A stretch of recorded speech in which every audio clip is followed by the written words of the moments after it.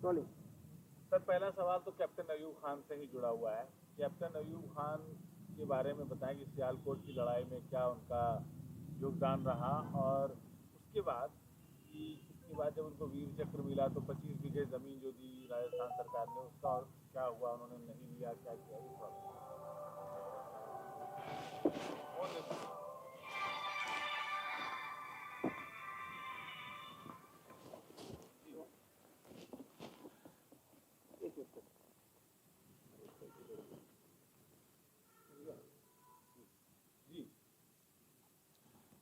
Captain Ayub Khan का ताल्लुक 18 cavalry से था। पार्टीशन से पहले 18 कैवलरी में प्योर कायम खानी हुआ करते थे।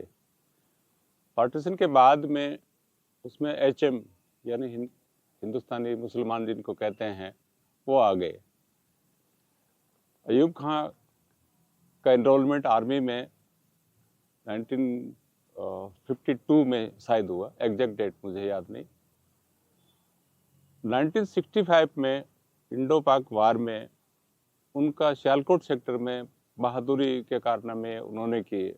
इनफैक्ट उन्होंने 4 टैंक दुश्मन के बर्बाद किए, और एक ऐसी जगह थी कि वो नहीं होते तो पाकिस्तान उसमें हावी हो रखा था सियालकोट सेक्टर में।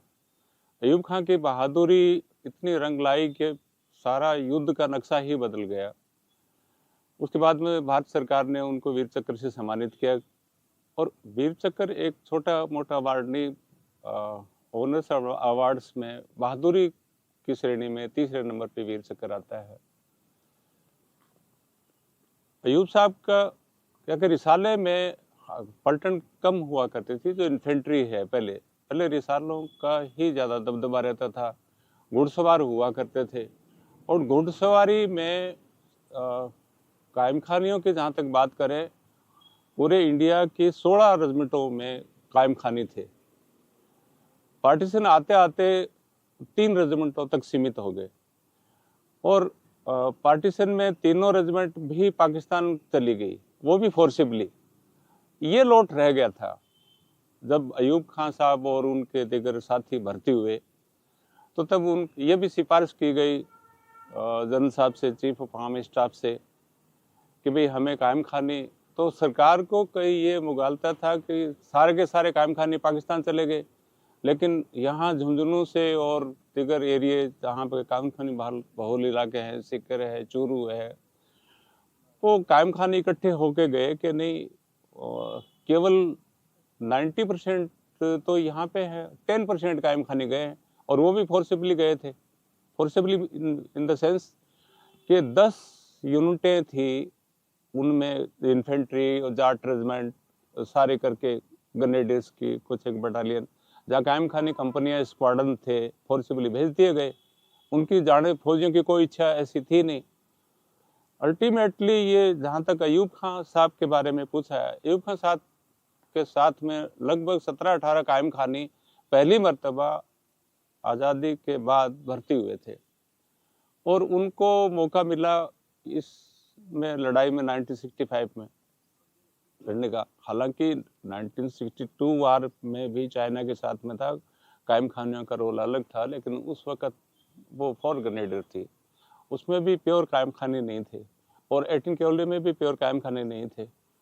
यहाँ अयूब खान साहब से मुतल्लिक मैं बतलाऊं तो अयूब खान साहब का रोल इतना तगड़ा था कि सामने उनका पाकिस्तानी जनरल, वहाँ डिक्टेटरशिप चल रही थी, तो वो उनका नाम भी अयूब साहब था, और पाकिस्तान दुष्प्रचार रेडियो के मार्फत या मीडिया के मार्फत ये कर रहा था कि भाई हमने ये कश्मीर का और दीगर इलाके इंडिया के ऑक्यूपाई कर लिए हैं।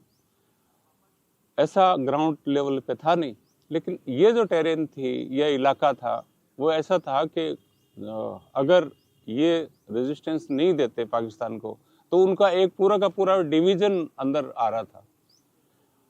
और ये 4 टैंकों का टूटना, उसके गर्दो गुबार, सारा ऐसा मंजर बदला कि पूरा सिनारियो ही बदल गया।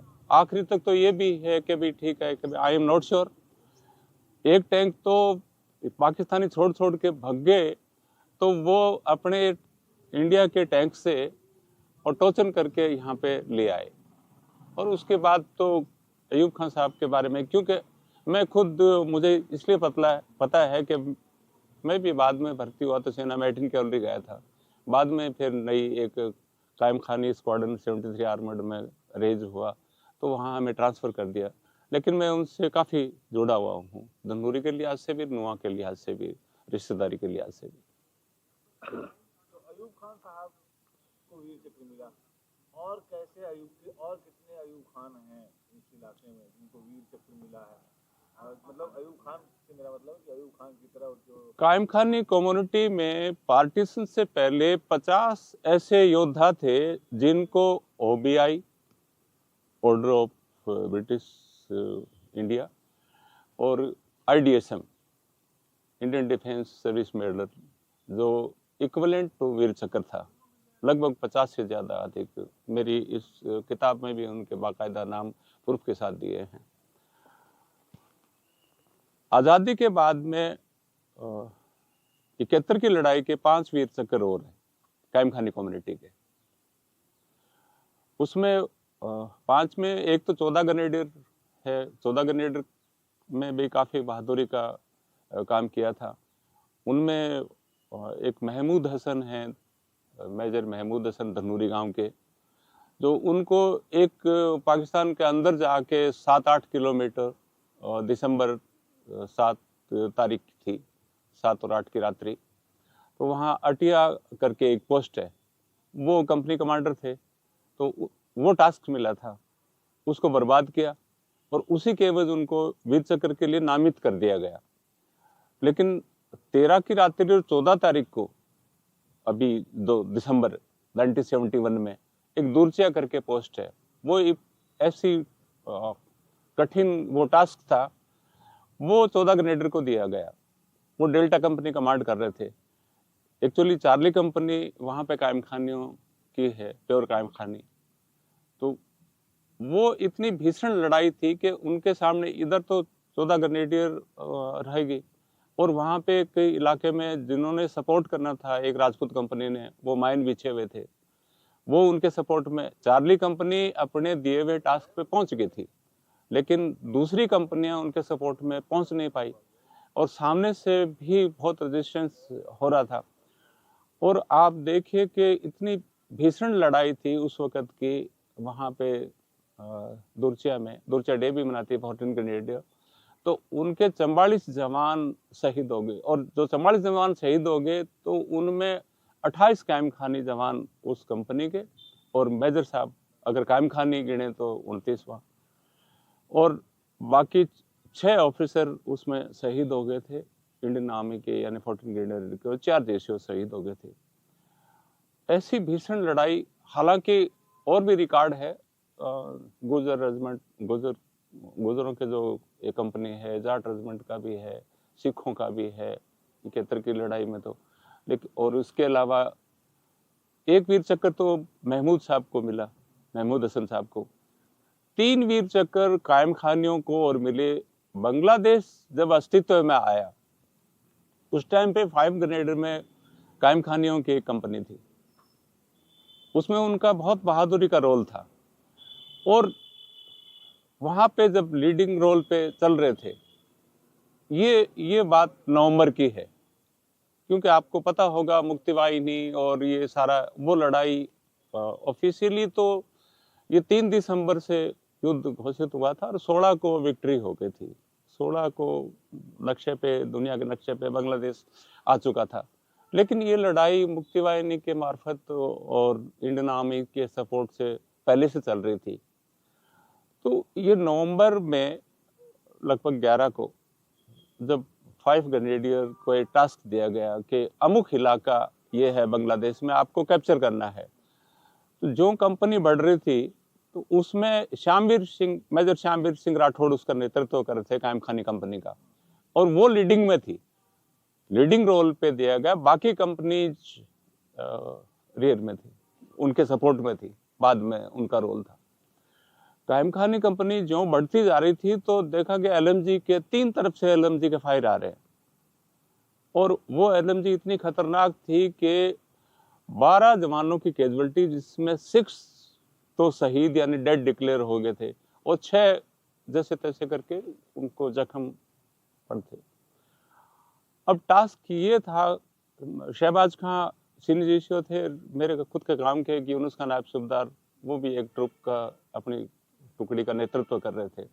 उन्होंने कहा कि कुछ भी हो, डजंट मैटर, कैजुअलिटी की तरफ मत जाइए। एक बार उन्होंने लीनिंग पोजीशन अख्तियार करके बाद में आगे की रणनीति तुरता तुर तय करी। आगे अपने कमांडर को, वर्मा साहब को रिपोर्ट भी दी कि नहीं, कैजुअलिटी तो हो रही जवानों की, लेकिन हमें यकीन है कि हम वो टास्क पूरा कर देंगे।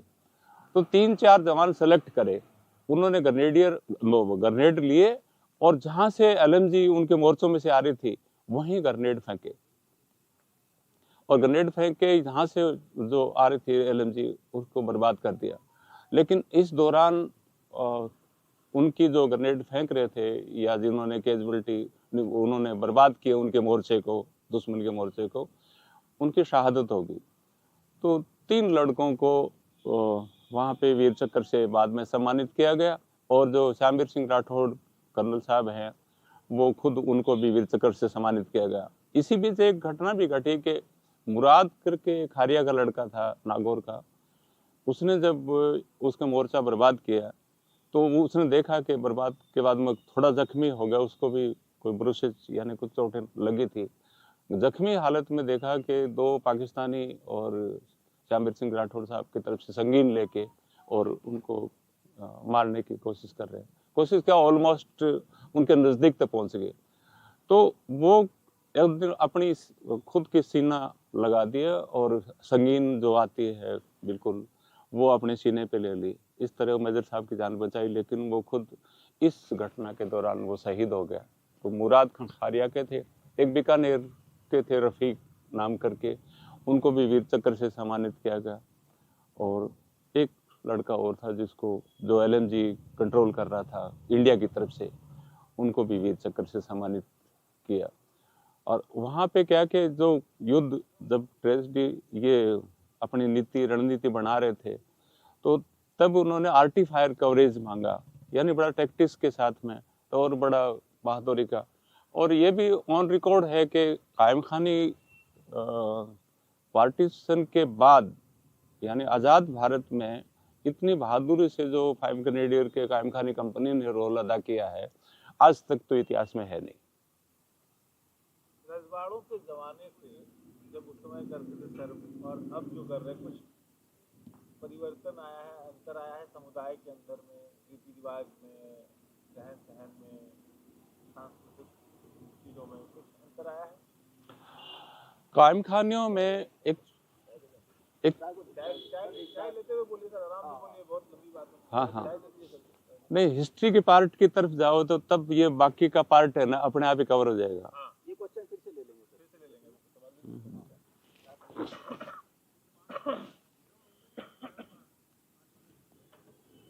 अच्छा तो अभी आप हिस्ट्री पे जाएंगे वापस? हिस्ट्री पे नहीं, आप क्या कि आप तो ये जो सॉरी वाला बात मिलिट्री हिस्ट्री पे आ गए। जो कायम खानी हिस्ट्री किस तरह आपने कवर करी है, कैसे कवर करी है ना, क्योंकि वहां से शुरू होता है कायम खाने का वकार। तो